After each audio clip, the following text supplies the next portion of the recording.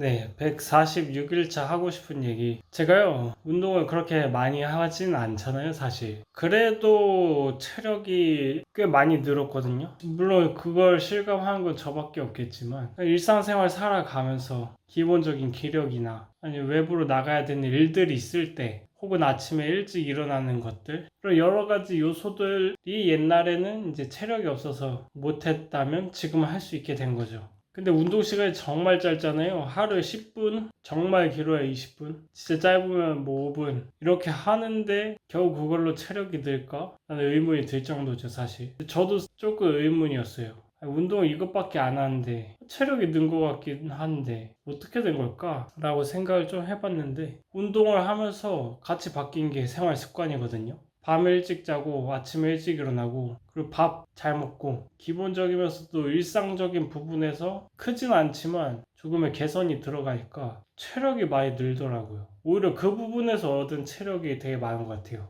그래서 운동 중요하죠. 운동을 통해서 생활 습관이 제자리를 찾은 것도 확실히 많이 있죠. 그만큼 생활 습관이 중요하다. 생활 습관을 통해서 얻는 게 되게 많더라고요. 내가 어떤 생활 습관을 갖고 있느냐에 따라서 내 정신적인 부분의 건강, 내 육체적인 부분에 대한 건강도 굉장히 영향을 많이 받는다는 걸 이제야 조금 안 것 같습니다. 그래서 물론 운동 중요하죠. 운동 계속하면 좋습니다. 하지만 그게 힘들다면 내 생활 습관이라도 좀 개선해 보려는 게 어떨까? 밥을 조금 이제 인스턴트보다 좀 집밥 챙겨 먹고, 자기 전에 휴대폰 하지 말고 바로 자고, 하더라도 조금만 하고, 그런 식으로 이런 사소한 생활 습관을 조금씩 고쳐 나가는 게 매일매일의 체력에 영향을 준다라는 말을 하고 싶었습니다. 오늘 하고 싶은 얘기 여기서 마치도록 하겠습니다. 147일차 하고 싶은 얘기. 사람들은 뭔가 해주잖아요. 해줄수록 당연하게 여기더라고요. 제가 하는 일이 이제 다른 분들 가게를 열어주는 일을 하고 있는데, 가게를 열어주면서 기본적으로 지원해 줘야 되는 것들 외에 저희가 이제 선심으로 해드리는 게 꽤 많죠. 원래는 그분들이 해야 되는 거지만,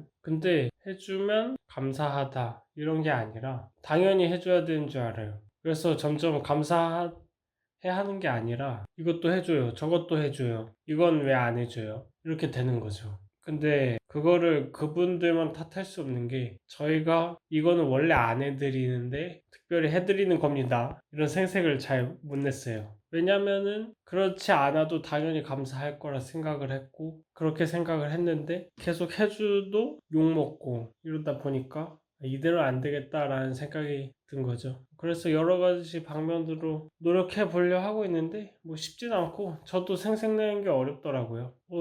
해본 적이 없으니까. 근데 인간관계에서 뭔가 상대를 배려해 준다고 한 행동들이, 내가 이걸 배려라고 말하지 않으면 상대한테는 그게 너무 당연한 게 되고, 뭐 유명한 영화 대사에 나오듯 호의가 권리인 줄 알게 되고, 그게 쌓이다 보면은 계속 더 바라게 되더라고요. 그래서 이건 우리의 배려다라고 인지를 시켜줘야 돼요. 인지를 시켜주면, 아, 이거는 배려를 받는 거구나. 그걸 인지하게 되면서 오히려 받는 사람도 기분이 좋아지고, 그리고 우리한테 더 요구하지 않겠죠. 이미 받은 게 많다는 걸 알고 있으니까. 하지만 그 알게 해주는 건 우리 역할이고, 그걸 제대로 알게 해주지 못한 것은 우리가 소통을 잘 하지 못한 거다라고 생각을 합니다. 그래서 그걸 당연하게 여기는 사람들만 뭐라 하기보다는, 그걸 제대로 전하지 않은 우리의 잘못을 먼저 수정하고, 그랬음에도 불구하고 뭐라 하는 사람은 이상한 사람인 거죠. 그건 어쩔 수 없는 거고, 그래도 그런 소통도 한번 연습해야 된다라는 생각이 들었습니다. 근데 오늘 하고 싶은 얘기 여기서 마치도록 하겠습니다. 148일차 하고 싶은 얘기. 제가 제 인생을 돌아보는 글을 쓰면서 이번에 새롭게 느낀 건, 사람은 아무리 최선을 다해도 일이 잘 안 풀릴 때가 꽤 많다는 거예요. 제 인생을 돌아봐도 뉴질랜드 때 심장마비 걸리고 부당해고 당하고, 그 안에서 전 최선을 다했는데도 그런 막 안 좋은 결과가 나오고, 그것 때문에 막 공황장애, 대인기 피증에 막 이랬잖아요. 그 노력에 비례하지 않는다는 거죠, 세상은. 근데 그러면서 제가 또 하나 느낀 건, 인간은 완벽해지기 위해 성장하는 게 아니라 불완전함을 인정하고 받아들이기 위해서 성장을 한다. 뭐가 다르냐라고 말씀드리자면, 완벽한 건 내가 완벽이라 생각하는 기준에 모든 걸 맞춰야 되잖아요. 거기서 만약에 엇나가게 된다면은 그건 또 심리적인 스트레스, 압박, 또 잘 되지 못했다는 어쨌든 그런 여러 안 좋은 요소로 다가오겠죠. 근데 인생은 아무리 노력해도 완벽하게 될 수 없으니까 점점 자신을 없애버리는 거죠. 완벽함을 추구하는 것은. 하지만 불완전함을 인정한다면 지금 내 상황에서 할 수 있는 것들을 찾아서 즉각적으로 변화할 수도 있고, 또 이건 이래야 돼, 저건 저래야 돼 라고 정해놓는 게 아니라 이건 이럴 수도 있고 저럴 수도 있어. 그리고 일이 잘 풀리지 않아도, 그리고 또 내 자신이 스스로에게 만족하지 못할 정도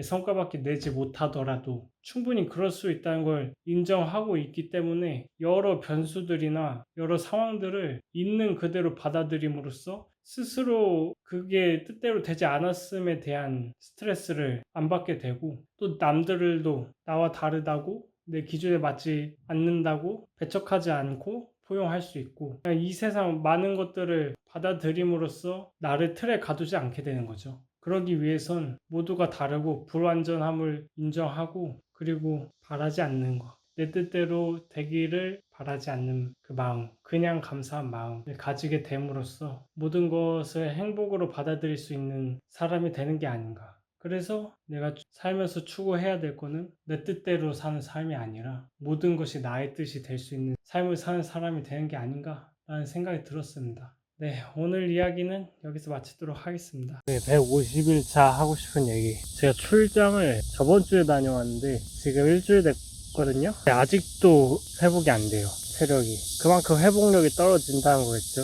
회복력이 떨어진다는 건 그만큼 또 체력이 낮다는 얘기이기도 하고. 네, 참 문제입니다.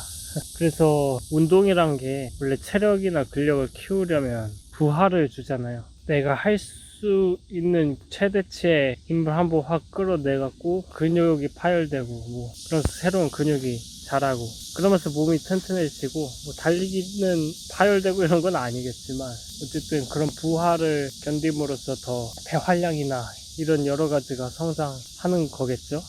문제는 그 부하입니다. 그래서 저도 그냥 너무 힘들더라도 강제로 어느 지점을 정해서 거기까지 달려야 되나? 이런 생각을 할까? 또 헛구역질이 나요. 미치겠습니다, 아주. 이 운동 트라우마가 참. 제가 처음 달리기 시작했을 때처럼 부하 주는 것도 익숙해지면 더 이상 안 날란지 모르겠네요. 그렇다고 막 시도해보기엔 쉽지 않거든요. 공황장애 발작으로 쓰러져 본 적이 있으니까 그 두려움 때문에 섣불리 그렇게 나서기도 힘들고 잘 모르겠습니다. 제가 어떻게 해야 될지. 운동량을 늘린다.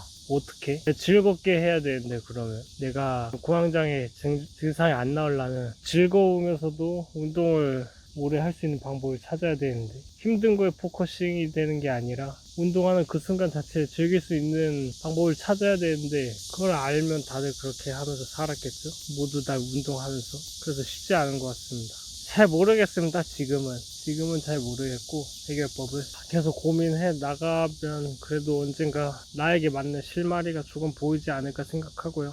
그래서 조금씩이라도 도전해보거나 하면서 방법을 한번 찾아보도록 하겠습니다. 151일차 하고 싶은 얘기. 오늘은 뭔가 특별한 주제가 있는 건 아니고요. 꿈을 하나 꿨는데 그거 한번 얘기해볼까 합니다. 제가 꿈에서 대학에 들어간 거예요. 대학에 들어왔는데 제 담당 교수가 누구냐면, 뉴질랜드에서 심장마비 걸리고 이후에 건강 안 좋아졌는데 절 계속 가스라이팅 하면서 일을 시켰던 그 셰프가 제 대학 교수인 거예요. 처음에는 기분이 당연히 좋지 않았죠. 하필 이렇게 되나? 인연이? 그랬는데 이제 어쩌다가 그 사람, 그 셰프의 과거를 듣게 됐어요. 저와 함께 일했을 때의 과거. 근데 그걸 듣는데 그 사람이 자기도 너무 힘들었다면서 울먹이는 거예요. 근데 그 모습을 보면서 너무 이해가 됐어요. 저 사람이 힘들었던 게. 그래서 힘든 게 이해가 되면서 내가 당했던 그런 부당함들이 꿈 안에서 용서가 사르륵 되면서 위로도 되고, 그래서 눈물이 막 나는 거예요, 꿈에서. 그리고 다 눈물을 다 흘리고 난 다음에, 내가 더 이상 이 대학에서 이룰 건 없다. 이제 자퇴하자, 대학에서. 그런 생각을 했는데 근데 대학 온 거 아까우니까 MT만 가고 대학 그만두자라고 생각을 하고 주변 애들한테 말하니까 주변 애들이 다 야, MT 그거 혼자 가는 거 아니라 같이 가는 거야. 우리도 데리고 가. 다 같이 반에 있던 애들이 다 저한테 그렇게 얘기하는 거예요. 그러면서 고마움을 느낀과 함께 꿈에서 깼어요. 근데 그 꿈을 꾸니까 뭔가 그런 생각이 들었습니다. 이제 나는 그 사람을 진짜 용서하려나 보다.